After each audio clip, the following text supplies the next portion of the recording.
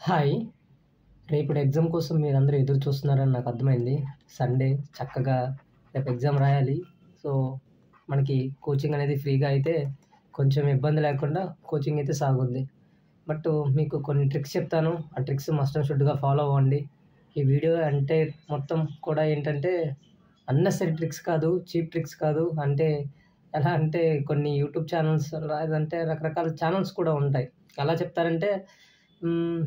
ఏబీసీడీలు పెట్టండి, సీడీబీఈడీ పెట్టండి, పెట్టండి. ఇలా ఆర్డర్‌లు అవి ఇవి చెప్తుంటారు. సో, యూపీఎస్‌సీ ఇలాంటి ఎగ్జామ్స్ కండక్ట్ చేసేటప్పుడు ఇలాంటివి కన్సిడర్ చేయరు.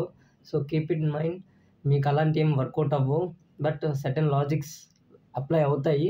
సో, అవి లాజిక్ ఏంటో తెలుసుకుందాం. సో, మొత్తం మనకి నాకు తెలిసి ఇక్కడ నేను హాల్ టికెట్ చూసిన తర్వాత అప్రాక్సిమేట్‌గా 1 అవర్ 30 మినిట్స్ ఇచ్చారు మనకి టైము. 1 అవర్ 30 మినిట్స్ అంటే పెద్ద టైం కాదు. 2:30కి స్టార్ట్ అయ్యి 4కి అయిపోతుంది.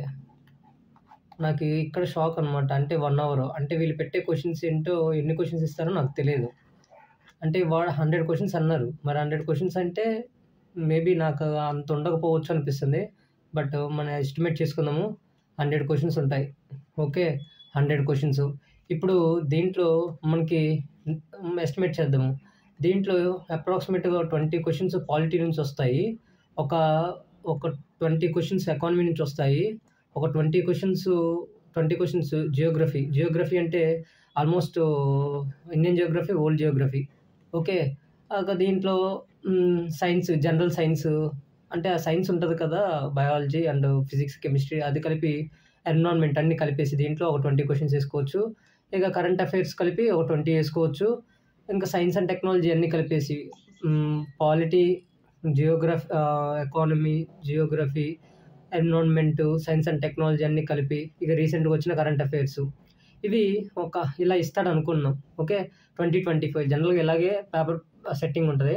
బట్ మనం ఏంటంటే ఇప్పుడు మీరు ప్రిపేర్ అయ్యేవాళ్ళు రేపొద్దున ఎగ్జామ్ రాయాలనుకునేవాళ్ళు ఏంటంటే ఏదో ఒకటి ఏబీసీడీలు పెట్టేద్దాం మన లక్ టెస్ట్ చేసుకుందాము అని అనుకోకండి. ఇక్కడ విషయం ఏంటంటే ఇక్కడ ప్రతి క్వెషన్ కూడా ఈజీగా చేయగలగవచ్చు, సాల్వ్ చేయొచ్చు. అంటే ఇక్కడ మనకి ఒక పదం వాడతారు ఎప్పుడు యూపీఎస్‌సీ ప్రిపరేషన్‌లో దట్ ఈజ్ ఒకసారి ఇక్కడ చదవండి. Common sense. Common sense use చేసుకొని మనం స్టేట్మెంట్స్‌ని ఎలిమినేట్ చేయొచ్చనమాట. ఆ స్టేట్మెంట్స్ ఎలా ఎలిమినేట్ చేయొచ్చు అనేది కొన్ని సర్టెన్ వర్డ్స్ ఉంటాయి. ఆ వర్డ్స్‌ని ఆధారంగా చేసుకొని మనం ఎలిమినేట్ చేయొచ్చు.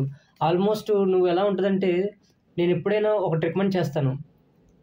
అది ముందు చెప్తాను. ఒకసారి వినండి. ఆ వర్డ్స్ కొన్ని ఉంటాయి. ఆ వర్డ్స్ అనేవి ఈజీగా ఎలిమినేట్ చేస్తాయి. అంటే ఆల్మోస్ట్ 2 ఆప్షన్‌లు ఎలిమినేట్ చేసేస్తాయి. ఇక మిగిలిన 2 ఆప్షన్‌లు మిగులుతాయి. సో, ఆ రెండిట్లో ఒకటి చూజ్ చేసుకోవాల్సింది ఉంటది. ఓకే. సో, ఈ విధంగా చూజ్ చేసుకోవాలి. ఇప్పుడు చిన్న ట్రిక్స్ ఏంటంటే నేను చెప్పేదేంటంటే ఇక్కడ నెగెటివ్ మార్కింగ్ అనేది మేబీ ఉండకపోవచ్చు. ఓకే. 1/3 నెగెటివ్ ఉంటది కదా! ప్రతి ఎగ్జామ్‌లో. ఇప్పుడు ఇది కండక్ట్ చేసే దాంట్లో నెగెటివ్ ఉండకపోవచ్చు. ఎందుకంటే లాస్ట్ టైమ్ లేదు. ఈసారి కూడా ఉండదు. ఎందుకంటే ఎంట్రన్స్ టెస్ట్ కాబట్టి chances are very less. Okay. Entrance test అంటే కోచింగ్ సెంటర్‌కి ఫ్రీ కోచింగ్‌కి తీసుకోవాలి కాబట్టి ఎంట్రన్స్ టెస్ట్ లాంటిది. సో, మనకి యూజువల్‌గా అయితే మనకి నెగెటివ్ మార్కింగ్ అనేది ఉండదు. ఇదొక ప్లస్ పాయింట్ మనకి. సో, ఈ ప్లస్ పాయింట్ ఉండడం వల్ల నేను మీకు అందరికి చెప్పేదేంటంటే 100 క్వెషన్స్ ఉంటే వీలైనంత వరకు 100 క్వెషన్స్ అటెంప్ట్ చేయండి. వీలైనంత వరకు 100 క్వెషన్స్ అటెంప్ట్ చేయండి. యూపీఎస్సీలో గేమ్ ఎలా ఉంటదంటే ఎప్పుడు ఎక్కువగా అటెంప్ట్ చేసిన వాళ్ళకి గేమ్ ఎక్కువగా ఉపయోగపడుతుంది. ఎందుకంటే క్వెషన్స్ అనేవి మనకి ప్రతి క్వెషను మనకసలు తెలియదు అన్నమాట. చాలా క్వెషన్స్ కూడా తెలియవు. అలా ఉంటది. సో, మరి ఇప్పుడు ఈ అంటే ఇది యూపీఎస్సీ సంబంధించి. ఇప్పుడు ఈ స్టడీ సర్కిల్ వాళ్ళు కండక్ట్ చేసేదేంటంటే మినిమమ్ బేసిక్స్ ఉంటాయి. జస్ట్ బేసిక్సే ఉంటాయి. మోర్ దెన్ ఉండవనమాట. ఫర్ ఎగ్జాంపుల్ ఇప్పుడు దీనికి ఉదాహరణ చెప్తాను చూడు. ఇప్పుడు లోక్‌సభ ఉంటది. లోక్‌సభ మనీ బిల్లు ఎక్కడ ఇంట్రడ్యూస్ చేస్తారు? లోక్‌సభలో ఇంట్రడ్యూస్ చేస్తారా? రాజ్యసభలో ఇంట్రడ్యూస్ చేస్తారా? What is the discretionary power of money bill అని అడుగుతారు. ఇది బేసిక్ అనమాట. నువ్వు బేసిక్‌ని బట్టి నువ్వు ఆధారం చేసుకొని పెట్టేయగలుగుతావు. సో, బేసిక్స్ మాక్సిమం ప్రతీదీ బేసిక్సే ఉంటాయి. నువ్వు బేసిక్స్ మించి ఎక్కడికి ఎళ్ళక్కర్లేదు ఈ ప్రిపరేషన్‌లో. నీకు బేసిక్స్ ఎలా, దీంట్లో కూడా బేసిక్స్ రాని వాళ్ళకి కూడా చిన్న కామన్ సెన్స్ వాడచ్చు. సో ఈ కామన్ సెన్స్ని వాడి మనం స్టేట్మెంట్స్ని ఎలిమినేట్ చేయొచ్చు. ఓకే, స్టేట్మెంట్స్ని ఎలిమినేట్ చేయొచ్చు. దీనికి నేను ఉదాహరణ ఇప్పుడు మీకు ఏంటంటే ఒక క్వశ్చన్ చూపించి ఆ క్వశ్చన్ ఎలా ఉంటుంది ఏంటి అనేది నేను చూపించగలుగుతాను. బట్ టైం లేదు. నీకు ఎప్పుడు మనకి యూపీఎస్సీ అసలైన ప్రిలిమ్స్ ఉంటుంది కదా, మన యూపీఎస్సీ అసలైన ఎగ్జామ్కి అప్పుడు ఎలిమినేషన్ టెక్నిక్స్ అవి నేర్చుకున్నాము, అందరం కలిసి నేర్చుకున్నాము. బట్ ఈ దానికి టైం లేదు. ఒక క్వశ్చన్ తీసుకొని ఆ క్వశ్చన్లో ఏ వర్డ్ సెలెక్ట్ చేసుకోవాలంటే ఏమీ చెప్పడానికి అవ్వట్లేదు, టైం లేదు. సో అంతా ఇప్పుడు సెర్చ్ చేసినా రేపు పొద్దున్న ఎగ్జామ్ ఉంది. జస్ట్ బేసిక్ ట్రిక్స్ అనమాట ఇవన్నీ. అంటే ఫస్ట్ ట్రిక్ వచ్చేసరికి ఏం చెప్పాను, ఫస్ట్ ట్రిక్ వచ్చేసరికి maximum attempt all what ever it may be, attempt all. ఇంకొకటి ఇక్కడ ఒక లాజిక్ ఉపయోగించాలి. ఆ లాజిక్ ఏంటంటే ఎప్పుడైనా 4 స్టేట్మెంట్స్ ఉన్నాయనుకోండి, నువ్వు ఈజీగా ఒక స్టేట్మెంట్ ఎలిమినేట్ చేయొచ్చు. ఇంకొంచెం కష్టపడితే ఇంకో స్టేట్మెంట్ దాన్ని ఏమంటారు, ఎలిమినేట్ చేసేయచ్చు. ఓకే, ఇంక ఈ 2 మిగులుతాయి. అంటే ఇప్పుడు ఫర్ ఎగ్జాంపుల్ ఇది ఏ, ఇది బి, ఇది సి, ఇది డి. ఓకే, అంటే ఈ ఆప్షన్ ఎలిమినేట్ చేయొచ్చు. ఓకే, ఇప్పుడు మిగిలింది ఏంటి, ఏబి మిగిలింది. కాబట్టి ఈ రెండింటిలో ఒకటి చూస్ చేసుకోవాలి. ఈ రెండింటి చూస్ చేసుకునే ముందు ఇంకొంచెం డెప్త్కి వెళ్ళి కామన్ సెన్స్ వాడండి, దెన్ ఆన్సర్ ఈజీగా దొరుకుతుంది. ఓకే, ఇప్పుడు ఇందాక చెప్పినట్టు ఫర్ ఎగ్జాంపుల్ ఇందాక ఒక మనీ బిల్ అని చెప్పానా, మనీ బిల్. దీంట్లో మనీ బిల్ అనేది మనకి ఇప్పుడు మీకు డౌట్ లోక్సభ, రాజ్యసభ ఇవి రెండిట్లో ఒక డౌట్ వస్తుంది. ఇప్పుడు దీంట్లో పీపుల్ ఎలక్ట్ చేసుకునేది ఎవరిని, లోక్సభ వాళ్ళని. సో ఇది రాజ్యసభ అనేది మనకి స్టేట్ రిప్రజెంటేటివ్స్ ఉంటారు. ఓకే, వీళ్ళు అనేవాళ్ళు పీపుల్స్ రిప్రజెంటేటివ్. సో జనరల్గా మనీ బిల్ అనేది ఎక్స్పెండిచర్, అంటే మనకి ఎక్స్పెండ్ చేయాలి కాబట్టి చేయాలి. సో ఇది టెంపరరీ హౌస్, ఇది పర్మనెంట్ హౌస్. ఇక్కడ అసలు మనీ బిల్ ఇక్కడ ఇంట్రడ్యూస్ చేసే ఆస్కారమే లేదు. ఇక్కడ లోక్సభలోనే ఇంట్రడ్యూస్ చేస్తారు, బికాజ్ పీపుల్స్ రిప్రజెంటేటివ్స్ అనేవాళ్ళు లోక్సభలో ఉంటారు. సో దట్స్ వై ఈజీగా ఇలా కామన్ సెన్స్ వాడుకొని చాలా వాటికి పెట్టేయచ్చు. I hope you found this trick helpful. And one more thing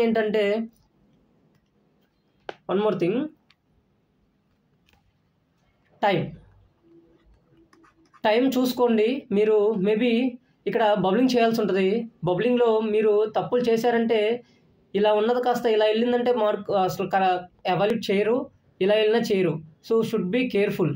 అంటే నేను ఇంకొక ట్రిక్ ఏంటంటే ఇక్కడ మనకి దాన్ని ఏమంటారు,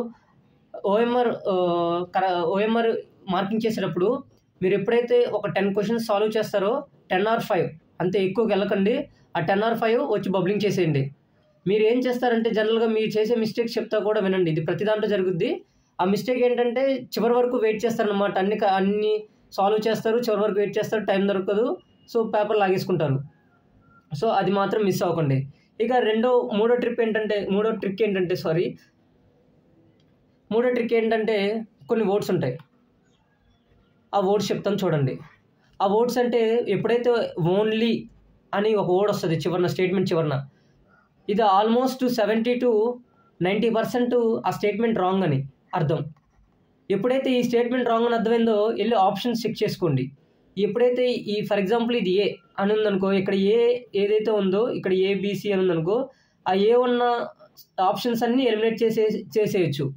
సో ఈ విధంగా ఉపయోగపడుతుంది. నెక్స్ట్ ఇదే వర్డ్ కాకుండా ఓన్లీ, ఇంకొకటి నాట్ ఒకటి, ఇంకొకటి ఫర్ ఎగ్జాంపుల్ పాలిటిక్ వచ్చేసరికి డిఫైన్డ్ అని వర్డ్ వస్తుంది. సో ఈ డిఫైన్డ్ అని వచ్చిన ప్రతిసారి కొంచెం అది దీంట్లో 60 to 80% రాంగ్ ఉంటుంది ఆ స్టేట్మెంట్. ఓకే, దెన్ ఇంకొక దానికి వెళ్తే ఇప్పుడు మనకి ఓన్లీ నాట్ చూసుకున్నాం, తర్వాత పాలిటిక్ వచ్చేసరికి డిఫైన్డ్, నాట్ డిఫైన్డ్ అని ఉంటాయి. ఇది defined or not defined. Okay, ఇంకా చాలా ఉంటాయి. ఇలా ప్రతి వర్డ్ ఏం కాదు, ప్రతిది. ఎప్పుడైతే మీరు ఫర్ ఎగ్జాంపుల్ దీనికి ఉదాహరణ చెప్తాను చూడండి. ఇప్పుడు India is second largest milk production in 2023-2024 year అని చెప్తాడు. సో మనకి ఎప్పుడైతే నువ్వు ఇలా చూసావో first, second largest, first largest అని వచ్చిన ప్రతిసారి నువ్వు ఒకసారి ఆలోచించడం స్టార్ట్ చేయాలి. అంటే ఒక నిమిషం నువ్వు థింక్ చేయడం పాజ్ చేసి ఆలోచించాలి. యాక్చువల్గా మనకి ఒరిజినల్గా ఏంటంటే ఫస్ట్ అంటే largest milk production in the world ఎవరంటే ఇండియానే. బట్ ఇక్కడ సెకండ్ అని మారుస్తాడు. అంటే ఏం లేదు, నెంబర్స్ వచ్చిన ప్రతిసారి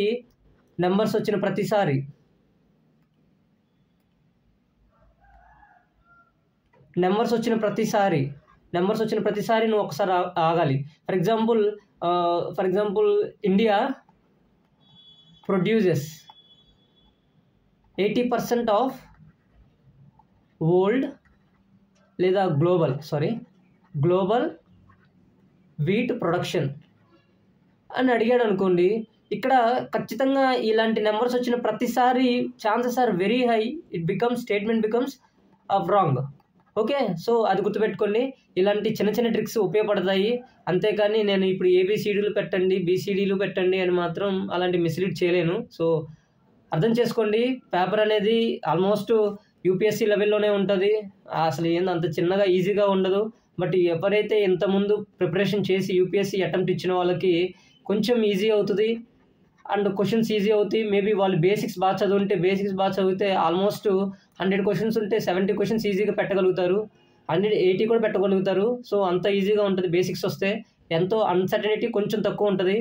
సో అది 70 క్వశ్చన్స్ కాదు, 70 మార్క్స్ వచ్చే అవకాశం ఉంటుంది 100కి. ఓకే, బట్ ఎనివే మారుతుంటుంది. ఓకే, ఆల్మోస్ట్ 60 to 80 వేసుకుని ఈ మధ్యలో కూడా రావచ్చు మార్కులు. కానీ ఎవరైతే దాన్ని ఏమంటారు బ్లైండ్గా పెట్టాలనుకుంటున్నారో వాళ్ళకు కూడా కలిసి వస్తుంది. ఎందుకంటే ఏబీసీలు పెట్టేసి రావచ్చు, దానికి కూడా ఛాన్సెస్ ఉంది. ఎందుకంటే నెగిటివ్ మార్కింగ్ లేదు, 1/3 నెగిటివ్ మార్కింగ్ లేదు, హెల్ప్ఫుల్ అవుద్ది. బట్ అందుకే నేను మొదట్లోనే చెప్పాను, ఫస్ట్ పాయింటే చెప్పాను, attempt all questions, that is important. Okay, so thank you so much for watching. మీకు ఏమైనా డౌట్స్ ఉంటే కామెంట్ సెక్షన్లో అడగండి. అందరికీ ఆల్ ది బెస్ట్. బాగా రాయండి. మనకి ఒక్కోసారి అవకాశాలు వస్తుంటాయి, ఆపర్చునిటీస్ వస్తుంటాయి, ఉపయోగించుకోవాలి. సో మీకు ఒక్కసారి వెళ్తే మీకు కోచింగ్ అట్మాస్ఫియర్ తెలుసుద్ది. అక్కడున్న అందరూ దాన్ని ఏమంటారు కోచింగ్ అట్మాస్ఫియర్, అక్కడున్న స్టూడెంట్స్, అక్కడంటే క్యాండిడేట్స్ ఉంటారు కదా, ఆ స్టూడెంట్స్ యొక్క మైండ్ థింకింగ్ ఎలా ఉంటుందో తెలుసుద్ది. దెన్ మనం ఆ కాంపిటీషన్లో సర్వే అవుతామా లేదనేది అప్పుడే డిసైడ్ అయిపోతాం. సో అందుకోసం ఇది మంచి ఆపర్చునిటీ, యూటిలైజ్ చేసుకోండి. 2 hours కొంచెం జాగ్రత్తగా మైండ్ పెట్టండి. Chances are very high to get selected. 300 seats almost నాకు తెలిసి 4,000 to 3,000 to 4,000 నుంచి ఎక్కువ రాయరు. అంటే ఇప్పుడు ఎగ్జాంపుల్ చెప్తున్నాను. ఫర్ ఎగ్జాంపుల్ 3 సెంటర్స్ ఉన్నాయి, 3 హెడ్ క్వార్టర్స్ ఉన్నాయి. ఒక్కొక్క హెడ్ క్వార్టర్స్లో 1,000 మెంబర్స్ వేసుకున్నా కానీ 3,000 మించి ఉండరు, అంత కూడా ఎక్కువే అనుకుంటున్నాను. ఈ ఒక్కొక్క హెడ్ క్వార్టర్స్ వచ్చేసరికి ఒక 5, 6 లేదంటే ఒక 10 సెంటర్స్ ఇస్తాడు. ఒక్కొక్క సెంటర్లో 100 మెంబర్స్ ఇస్తాడు అంతే. అంటే ఒక 3,000 కూడా ఉండకపోవచ్చు, చాలా కాంపిటీషన్ తక్కువ ఉంటుంది, చాలామందికి అవేర్నెస్ లేదు. సో ఒక్కసారి మీకు వస్తే మీకు ఇంకా తర్వాత అట్మాస్ఫియర్ అర్థమైద్ది. దెన్ మీకు అసలు ఈ యూపీఎస్సీలో సర్వే అవ్వగలుగుతామా లేదనేది అర్థమైద్ది. So utilize this opportunity. Okay, so thank you so much for watching. మీకు ఏమైనా డౌట్స్ ఉంటే మళ్ళీ కామెంట్లో టైప్ చేయండి. అగైన్ మళ్ళీ all the very best.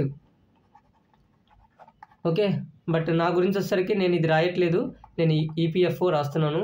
So నాకు ఇది అవకాశం పోయింది. So anyway thank you so much for watching.